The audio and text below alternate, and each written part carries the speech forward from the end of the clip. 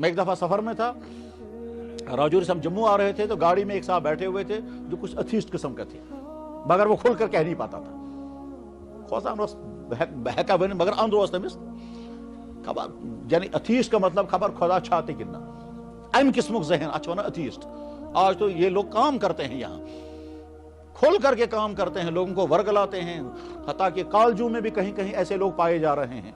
खैर, तो अब वो मुझे अंदाजा हुआ कि ये अथीस्ट किस्म का आदमी है, तो मैंने उनसे कहा जी आपने तो साइंस बहुत पढ़ी है। मैंने कहा जिंदा रहने के लिए ऑक्सीजन चाहिए, और अगर ऑक्सीजन का बैलेंस ज्यादा हो जाएगा तो पेड़ पौधे खत्म हो जाएंगे। पेड़ पौधे, जमीन के अंदर से निकलने वाली तमाम नबातात, जितने प्लांट्स हैं, उन तमाम के लिए कार्बन डाइऑक्साइड चाहिए, ऑक्सीजन नहीं। ऑक्सीजन उनके लिए जहर है। जैसे कार्बन डाइऑक्साइड हमारे लिए जहर है, ऐसे ऑक्सीजन उनके लिए जहर है। तो जब से ये दुनिया बनी है तब तक ऑक्सीजन और कार्बन डाइऑक्साइड का बैलेंस चल रहा है। ये बैलेंस कौन करता है? अगर कोई करने वाला नहीं है तो ये बैलेंस कैसा? और इतना बारीक बैलेंस है कि 1,00,000 डिग्रियां बनाई जाएं, उसमें से एक अगर ऊपर नीचे हो जाएगा तो इम्बैलेंस हो जाएगा।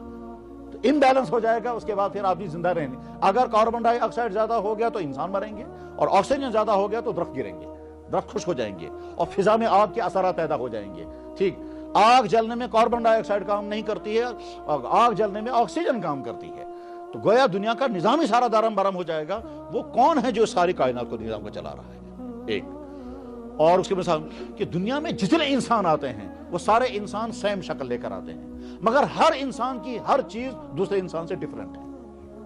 हर इंसान की आंख दूसरे इंसान से डिफरेंट, किसी इंसान की आंख दूसरे इंसान से नहीं मिलेगी। सारी दुनिया के इंसानों की आंखों के फोटो अगर लिए जाएं, उसके बाद उनको देखा जाए तो किसी इंसान की आंख दूसरे इंसान से नहीं मिलेगी। वो कौन है जो ये अलग अलग किस्में बना रहा है? आंख तो बहुत बड़ी चीज है। ये फिंगरप्रिंट्स सारे लोग जानते हैं कि हर एक के फिंगर्स अलग अलग हैं। कितनी बड़ी है अल्लाह की वो ताकत जो इस अंगूठे के अंदर नक्शे अलग अलग बनाता है। किसी इंसान का अंगूठा दूसरे इंसान के साथ नहीं मिलता है। कुरान करीम अल्लाह ताला फरमाते हैं, इंसानों कदम कदम पर मेरी निशानियां तुम्हारे सामने हैं। मेरी कुदरत, मेरी रहमत, मेरी अता, ये सब मेरी निशानियां तुम्हारे पास हैं।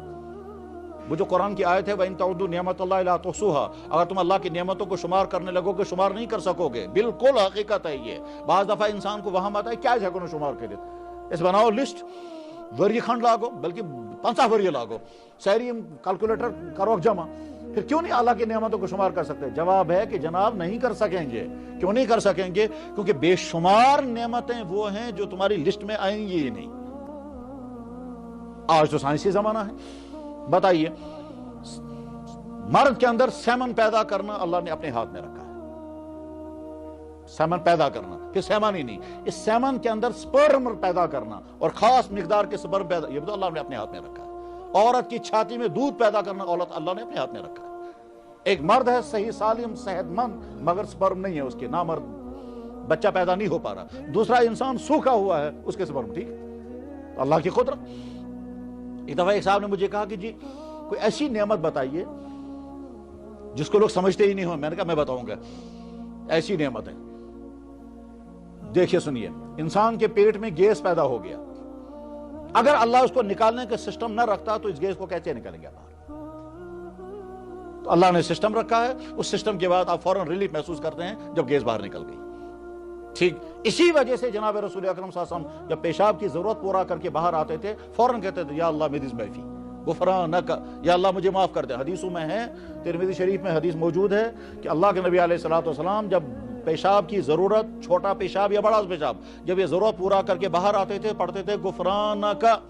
अच्छा तर्जम या अल्लाह मिदिस मैफी, या अल्लाह मगफिरत चाहता हूं मैं। तो आपका फौरन सवाल पैदा हुआ किस चीज की मगफिरत? गुनाह तो हमसे हुआ होगा।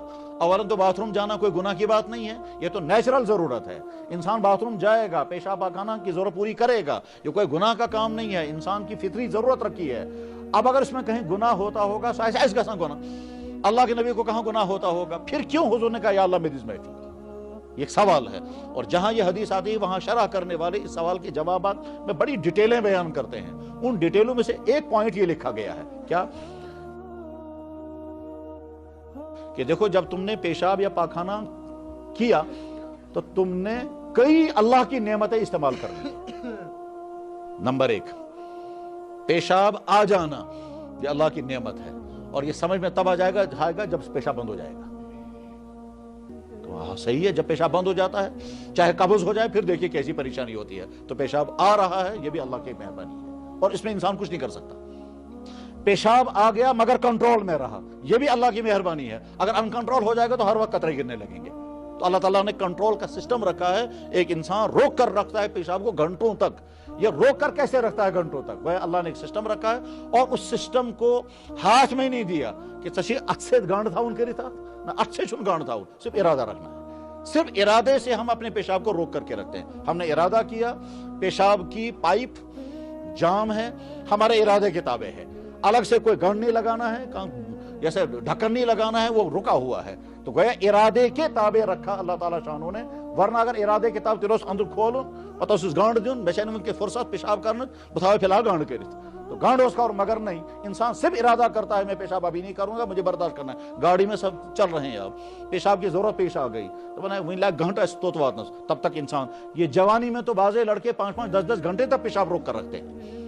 बुढ़ापे में तो मसाना कमजोर हो जाता है, गिर जाता है, लेकिन जवानी में तो सब लोगों की जवानी गुजरी है, और जो जवानी की जिंदगी आज गुजार रहे हैं उनका तजर्बा है, पेशाब रोक कर रखते हैं। यह रोकने का सिस्टम अल्लाह ने वहीं से दिया है। अगर यह रोकने का सिस्टम न होता तो फिर क्या होता? हर वक्त पेशाब के कतरे गिरते रहते हैं।